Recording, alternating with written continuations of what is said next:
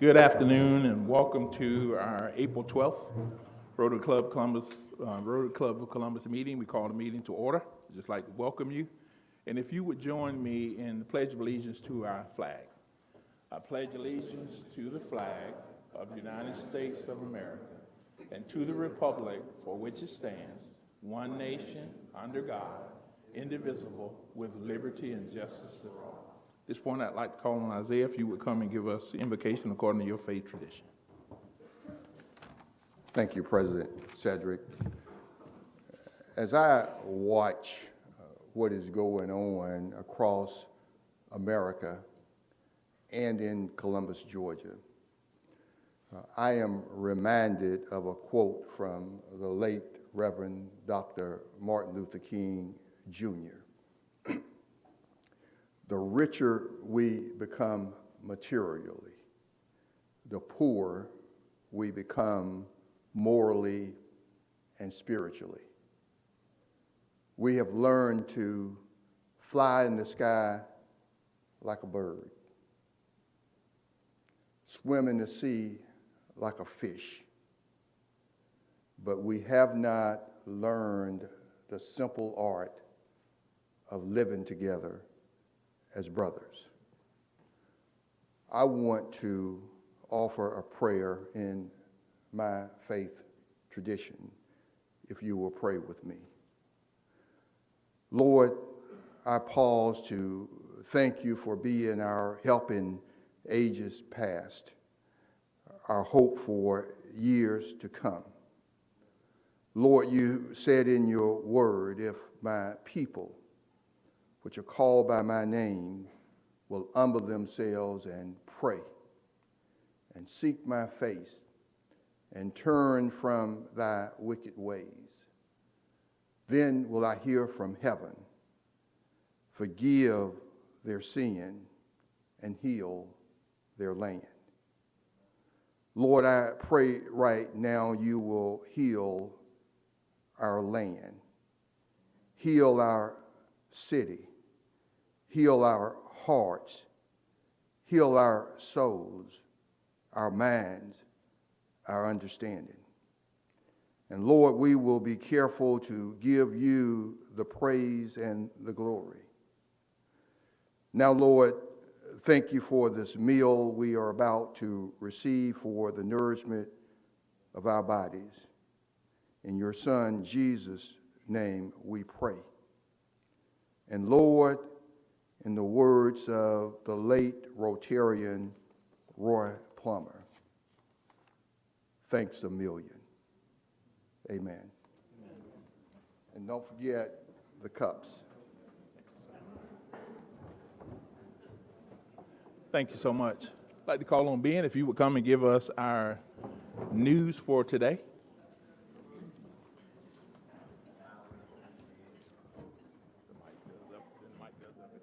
Okay. Thank you, President Cedric. Today is April 12th, and here are your headlines. Tennessee Representative Justin Jones returns to Capitol after Nashville Council reinstates him. The Nashville Metro Council has unanimously voted to reinstate freshman Democrat Justin Jones to his seat in the Tennessee House. After leading hundreds of supporters on a march from the council meeting, Mr. Jones took his oath of office on the steps of the state capitol, now empowered with a national platform and the backing of the Democrats across the state and country.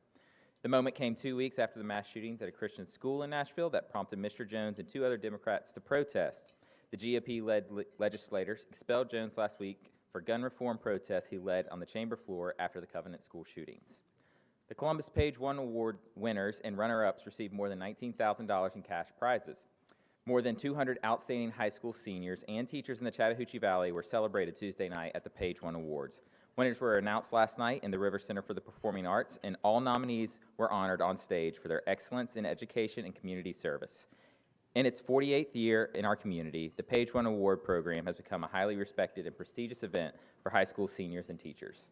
And finally, it was on this day in 1981, NASA launched the first space shuttle, the Columbia, making a significant milestone in space exploration. The Columbia was the first reusable spacecraft designed to carry new cargo and crew into orbit around the Earth. The mission was a success, and the Space Shuttle program was retired in 2011 as new technologies and advancements have been created. Additionally, NASA is developing a new spacecraft called the Orion spacecraft as a part of the Artemis program, which aims to send humans back to the moon by 2024. You can expect sunny skies today with a high of 80 and a low of 59. Thank you.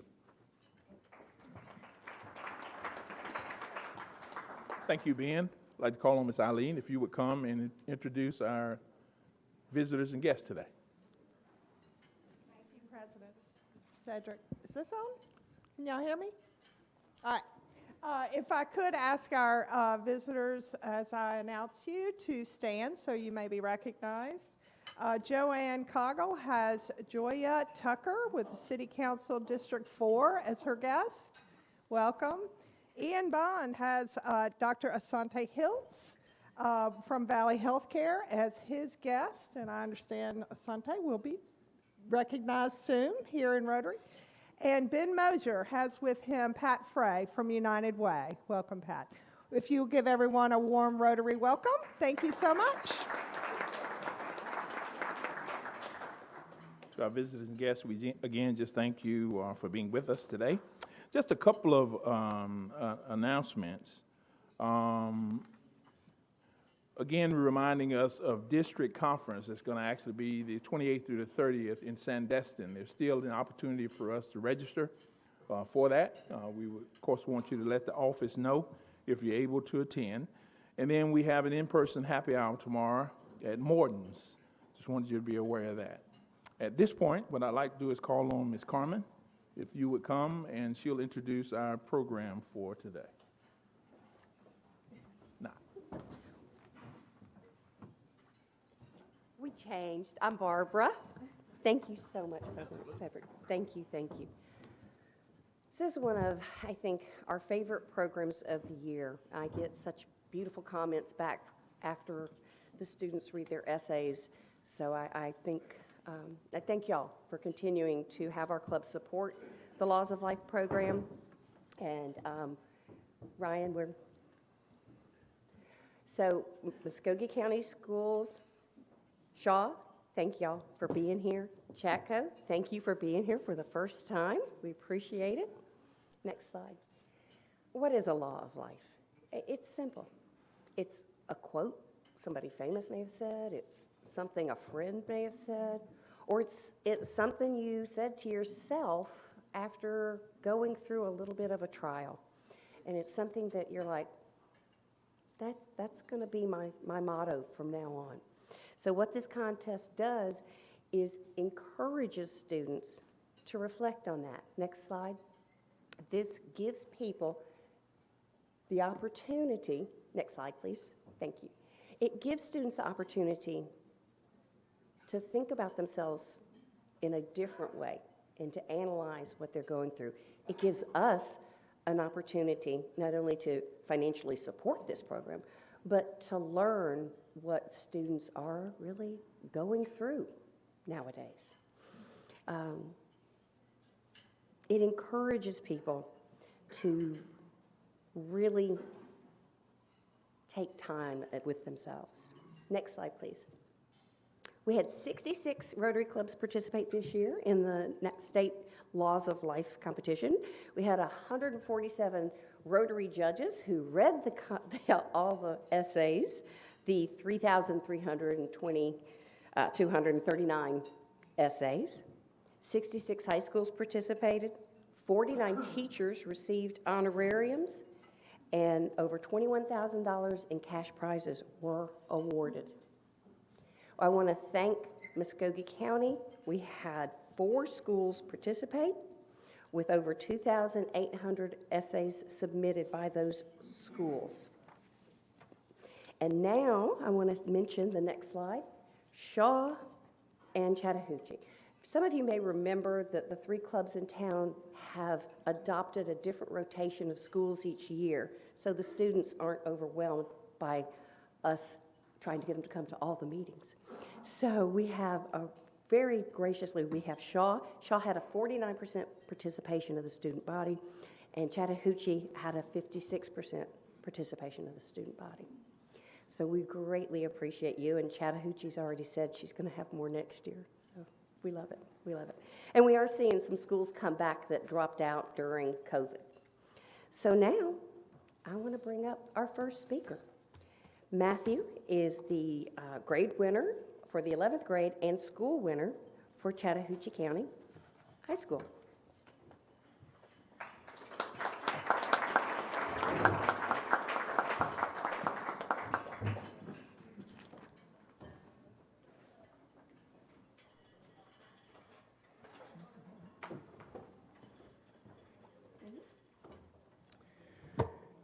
Hey y'all, I'm gonna make this quick. They wanted me to read this, so I guess I'll just get into it.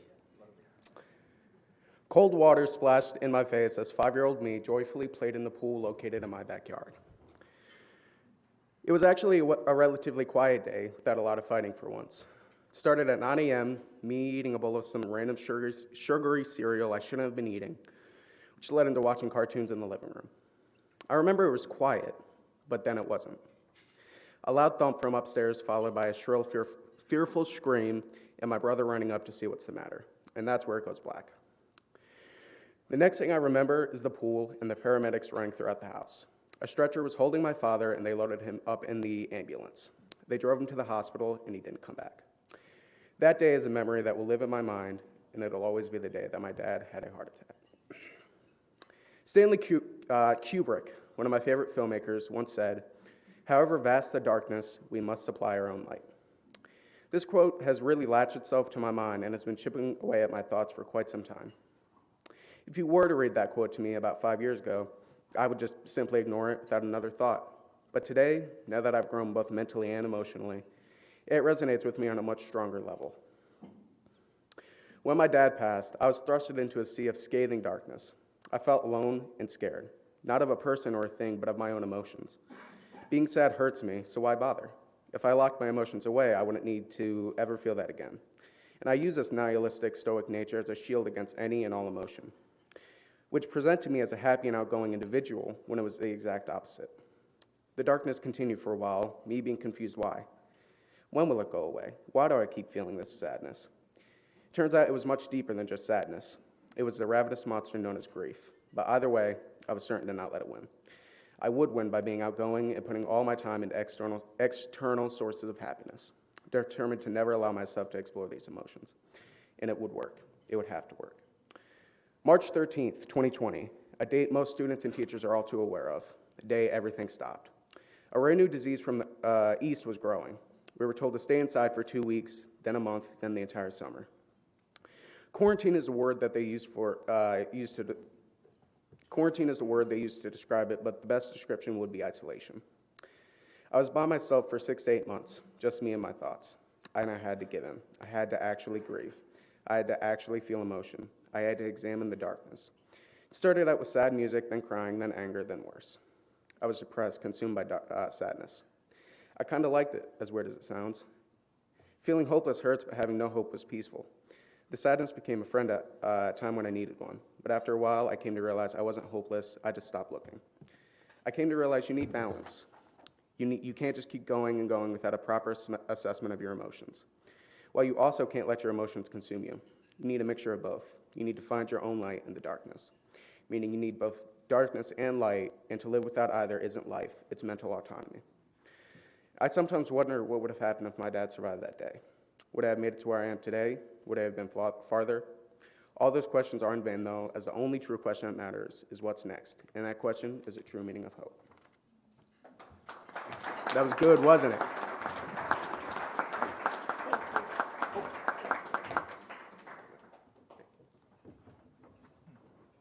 The 9th grade grade winner is Charlize Robinson, and so we can just skip the slides, okay? Thank you so much, Charlize. You coming up here? Yeah. Yeah. If you want to come up here, or you can stay down there, whichever you're more comfortable with.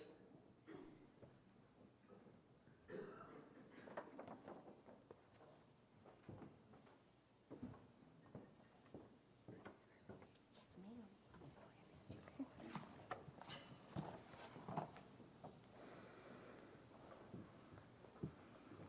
My laws of life is, it doesn't hurt to be kind.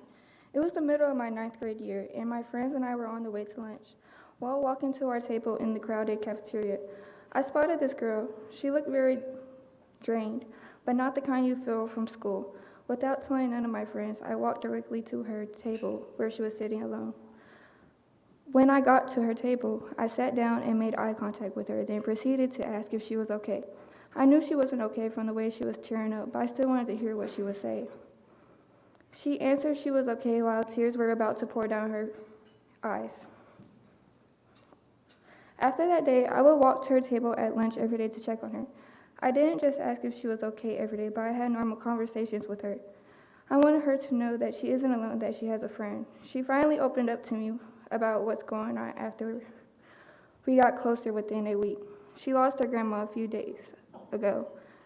Before I talked to her at lunch, I was torn when she told me that. I know what it's like to lose someone you love, especially your grandma. Anyone who truly knows me personally knows I'm not the type of person just to walk up to someone and talk. I am a very shy person when it comes to strangers. Why do I go up to her? I don't know, but I knew if someone is hurting, then they shouldn't be alone. It might have been because I've been that hurt before. I know how bad it could get when you're all alone. Since we were friends, we would hang out every day after school. I never knew I could make a friend from just coming out of my comfort zone. Come to find out, we had many things in common. We were both struggling with school, our parents are both divorced, and we both lost our grandmas. It was good to have someone who's been through what you've been through. It makes it easy to talk to someone who knows what to say and not just apologizing. We both understood each other. She never succeeded to not in putting a smile on my face. If you really got to know her under her sad face, she was a very joyful person. She was a funny person just like me. She got my humor, which made me love her more. Since we talked, my other friends and I have been distant. It kind of hurt me. It really made me find out who my true friends were. I could tell that she would be my forever friend. It doesn't hurt to be kind. I've been told that many times by my parents, but never succeeded to benefit from it. I never got something from being kind until I decided to walk up to the girl sitting alone at lunch. I'm glad I did so. I got a friend that I never had before. She became better within months from the incident with her grandma. She told me I saved her, but she actually saved me too. Thank you, and you may also take pictures as well. Thank you. Thank you very much. And next, Zacchaeus? I may have said that wrong. From Shaw High School, Zacchaeus, I'm so sorry, sweetheart. So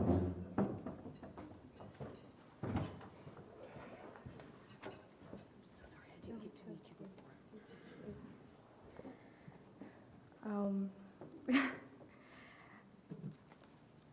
I'm gonna make this quick as possible too, but in life there are many obstacles, but fear is one of the biggest ones. Fear will dominate you and will eventually eat you from the inside, losing yourself little by little. It will snatch any dreams and goals and any hopes you've ever had. Eventually you will find yourself in a dark hole, unable to free yourself, unable to breathe, unable to be helped. Many of my dreams could have been fulfilled if I would have been scared to fail. Now I live by the law. Fear is your biggest enemy, and it will stop you from reaching any dreams and any goals. So don't let it dominate you. In my second year at high school, my mom made me pick JROTC as one of my electives. I remember being really upset since I knew the problem was going to make me go out of my comfort zone. This somehow made me nervous, but little did I know that staying in the program was one of the best decisions I could have ever made, which indeed changed my life. The first time I ever stepped foot in the rifle range, my heart couldn't stop beating faster than it should have been possible. I felt like I couldn't breathe, and my chest felt tight. I kept zoning out. It was a new environment, and it scared me. My fear to talk to people made me miss out in many opportunities, since I knew my stuff, but I never raised my hand when questions were being asked. Before the end of my 10th grade year, I got promoted and raised my rank, even though I was still quite shy. For sergeant and chief believed I could do it. Fast forward to this school year, my 11th grade year, I decided I no longer was going to let fear dominate me. This year, I have done many projects and helped out a lot in different stuff that I never would have thought I had the courage to do. Something that I have done is volunteer at events where I needed to talk. My leadership and communication skills have improved drastically. I am no longer scared to speak my mind out. I am glad I joined the program. I am glad I got to join the program and learn new experiences and amazing things that would have never happened if I would just quit because I was scared to try new things. I am extremely proud of myself. I look back at a shy girl and it breaks my heart. The fear she lived in because she was really shy made her lose many good opportunities. It's important for people to know that they should not be dominated by fear. If you let fear dominate you, it can be hard to get out, making you scared to live life, and you will no longer enjoy it. This is why I live by this law. This is why living by this law is important and it can change your life. I want people to know that you should never let fear dominate you because it will stop you from being able to reach your maximum potential. Thank you.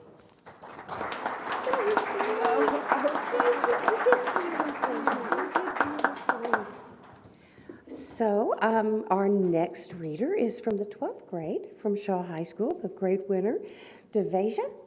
If you'll come on up.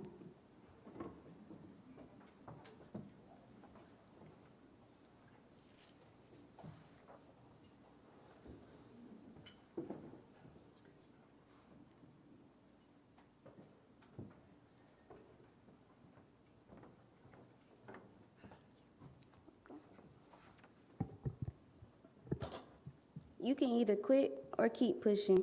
Either way, it's still going to hurt. Out of everything I have experienced in this game called life, it has been very impactful in many ways.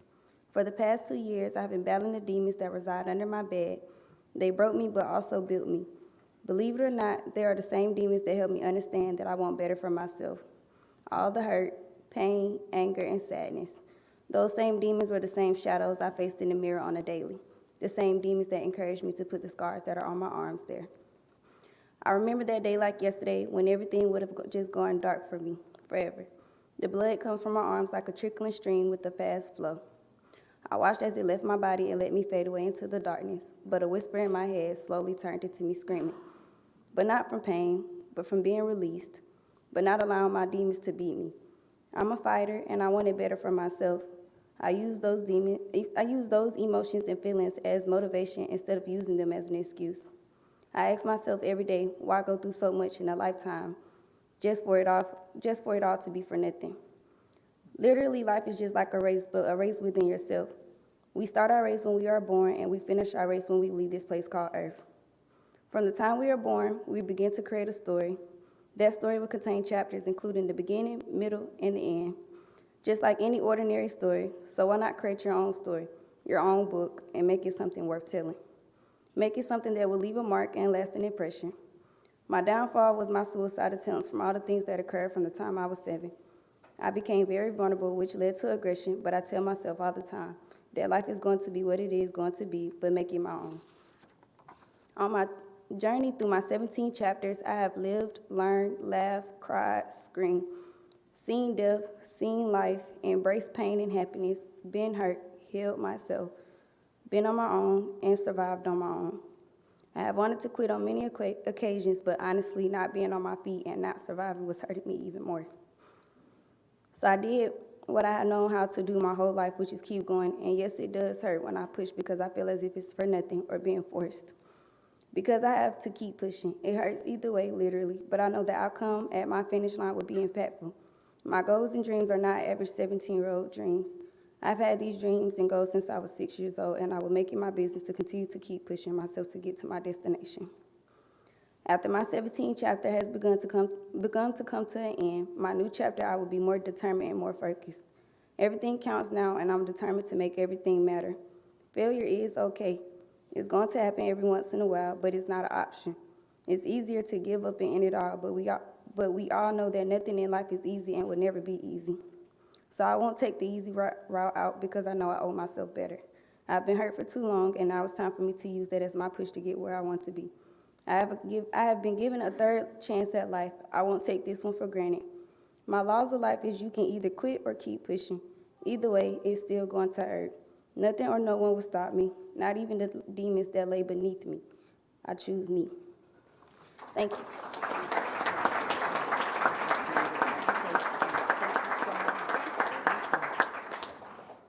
So our final reader today is the school winner from Shaw High School and 10th grader, Ariana. You want to come up?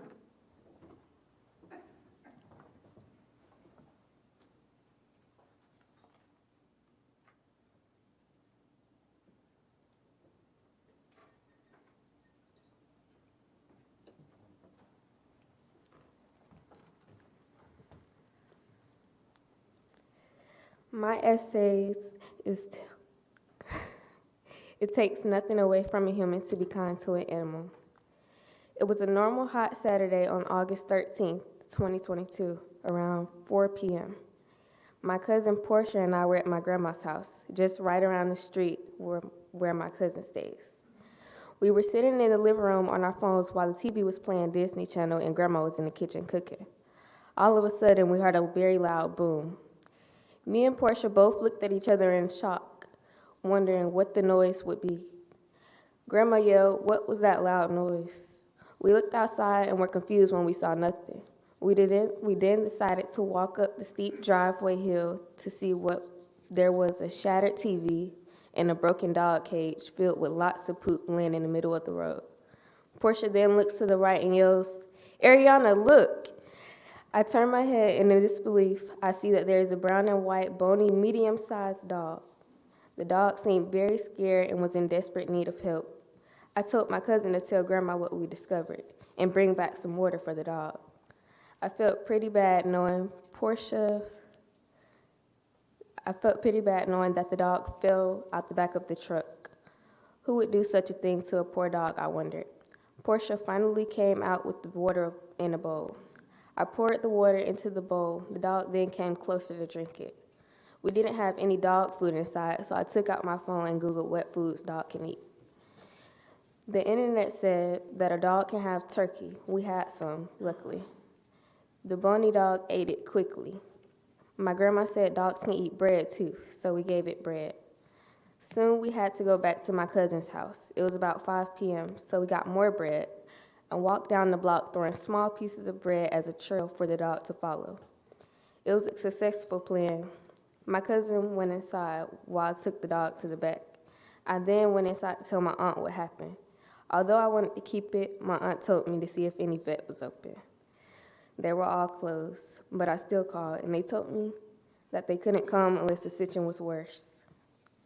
I was pretty mad hearing that they wouldn't come because the dog did have a few cuts and needed medical attention from falling out the back of a truck. While I was on the phone with the vet, the dog wandered back to the front yard, and I came out to see the neighbors playing with it and fed it actual dog food and asked if I was ours. I then told them what happened, and the mom said she could help because her mom worked at a vet and could have someone come get it.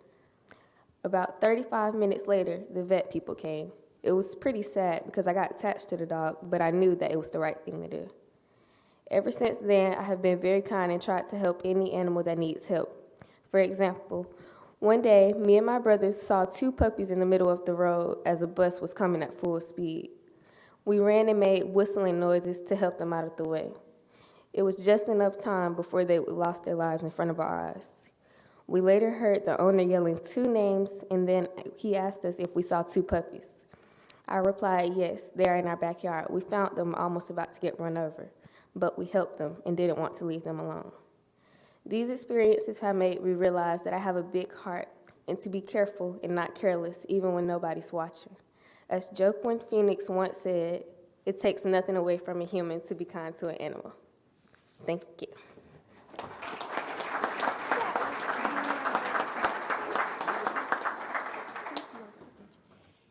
Thank you, everyone. Thank you, students. Thank you, parents who came. Thank you, educators. Educators, I know this takes a little bit extra, and we greatly appreciate it. This program is designed to meet the criteria of the curriculum for the high school students, so it fits in with what they're doing, but it still takes a little extra, and we're very grateful that you do that. So thank you to everyone, and I wish you the very best. So.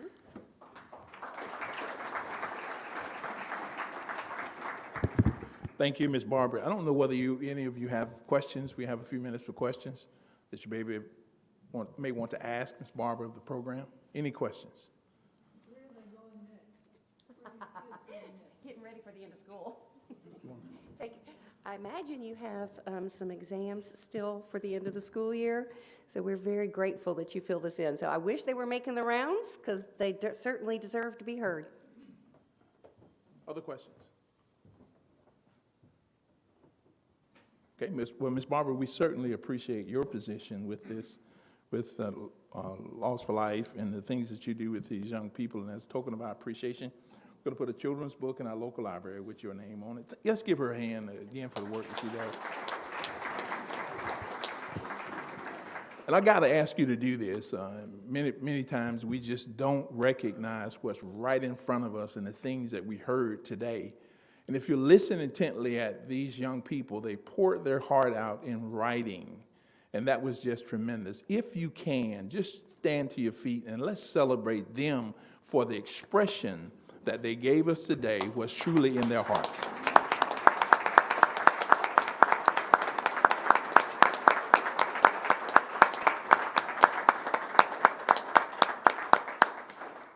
It's often said how bad our community is and how terrible our children are. But if you listen, there was hope in every one of them and the things that they basically said. I'd invite you all, as soon as we close here, we want to get you to come up here and take a photograph with us, not because of who we are, but because of who you are.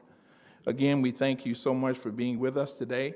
Lowry, I think, is here, our GRSP student. Where are you? Microphone, please. Tell us what's going on with you of late.